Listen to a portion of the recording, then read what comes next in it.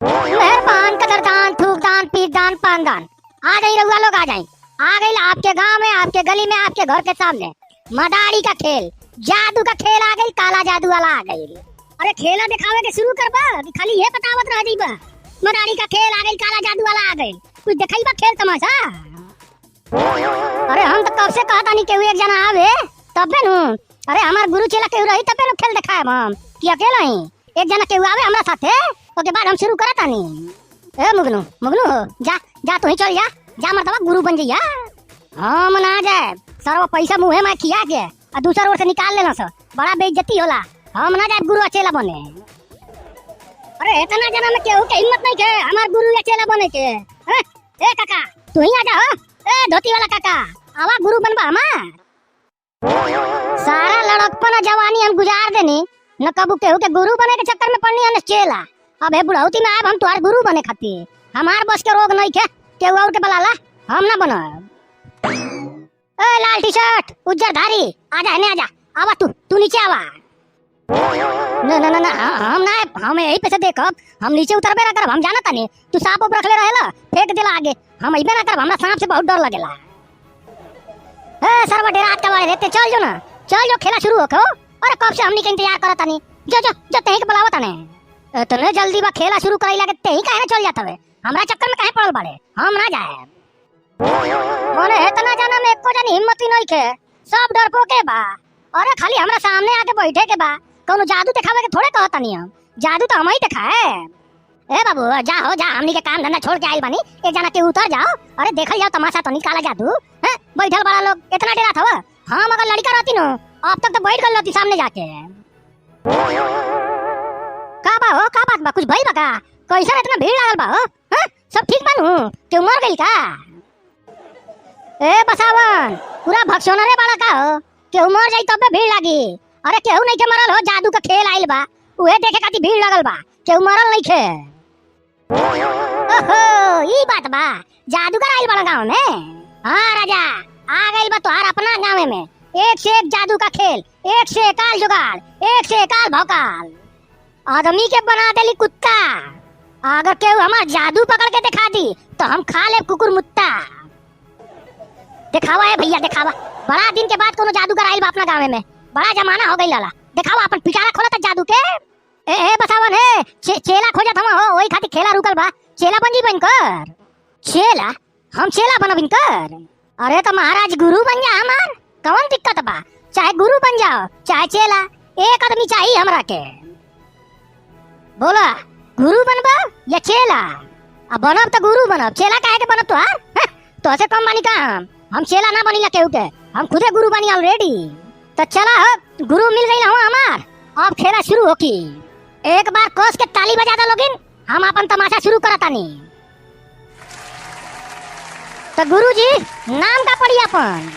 हमार नाम बा बसवना। लोग प्यार से बसावन बसावन कहेला। एगो हमार भाई बा उजाड़न, लोगों का उजाड़ना उजाड़ना कहेला। ए नाम तो बड़ा तगड़ा बा हो, बसावन। अच्छा ये बतावा डरपोक और पोकना ना बड़ा? सांप अब निकाल दे बड़का खानी तो डेरा के भाग ना जीबा। भा मर्दवा का बात करता नहीं? हम सांप से डेरा जाए? शेर चीता हाथी लकड़ बग्गा कौनो चीज हमरा सामने आ जाओ हम ना डेरा, उ डेरा के भाग जाई। बसावन नाम बा हमार बसावन। हम कुछ से ना डेरानी। अच्छा इतना हिम्मती बाड़ तो तनी एक बार नीचे तक बा, नीचे जमीनी पे ताका। अरे मर माई रे माई, ये कहां से? अरे दादा दादा इतना खतरनाक सांप कहां से आ गई? ओही दादा सांप। अरे रुका ए बसावन, ए गुरुजी अरे कहां भागे लगला हो? नकली बा नकली। हेने आवा हेने आवा। ए मर्दवा गुरु हो के इतना डराल है? नकली सांप देख के डरा गइला तू? ए मर्दवा उ नकली बा, देखे में तो असली लगता हो। काटी ना ना। अरे ना काटी, हेने आवा हम गायब कर देतानी जादू से।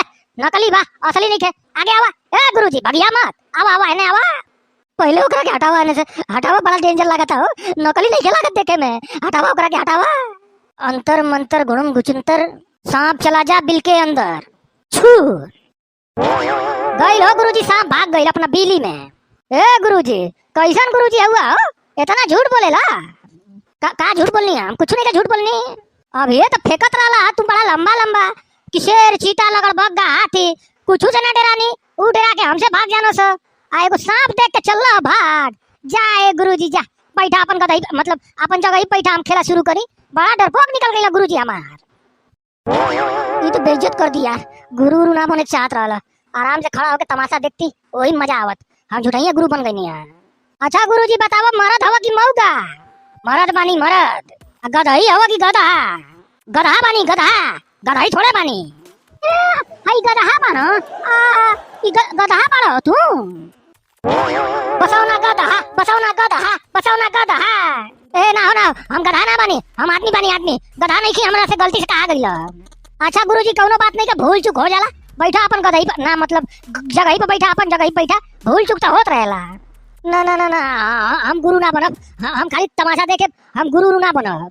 काहे बसावन का हो गइल? बड़ा छटक के गइल ला गुरु बने खाती, अभी के काहे पलट गइला? अरे काका बेइज्जती होता देखात नहीं के। एक बेर गधा बना देलस आ एक बेर सांप से डरवा के काम का बेइज्जत करा देलस। हम ना बनब गुरु गुरु, हम तमाशा देखे। आई है गुरुजी आई, काहे भागता नहीं? अरे बड़ा मुश्किल से एगो गुरु मिलल लाला, वो अपन गुरुआई छोड़ के भागता। ए बसावन ए जा ना मर्दवा, इतना मुश्किल से गुरुजी मिलल लाला उनकरा के।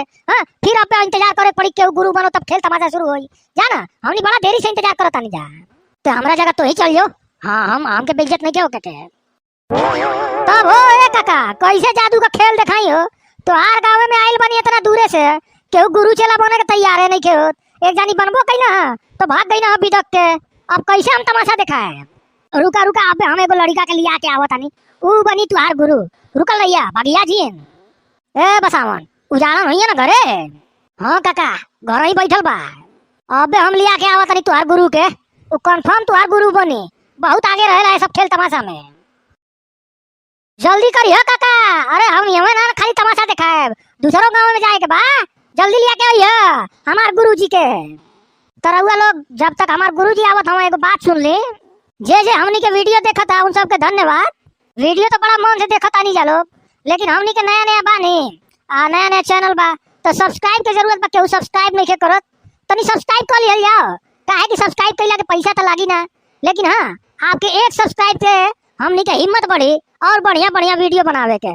तरहुआ लोग सब्सक्राइब जरूर करें। देखल जाता कितना लोग हमनी के बात मानता। खैर जे ना मानी उन्हों के धन्यवाद, और जे मान ली उनकर तो धन्यवाद बटले बा। फिर मिला तनी जा अगले एपिसोड में। एकर अगला एपिसोड आई जादू वाला। जब तक ताली वाली पीटत रहा हो तनी और भीड़ लग जाओ तब ना खेला देखावे में मजा आई।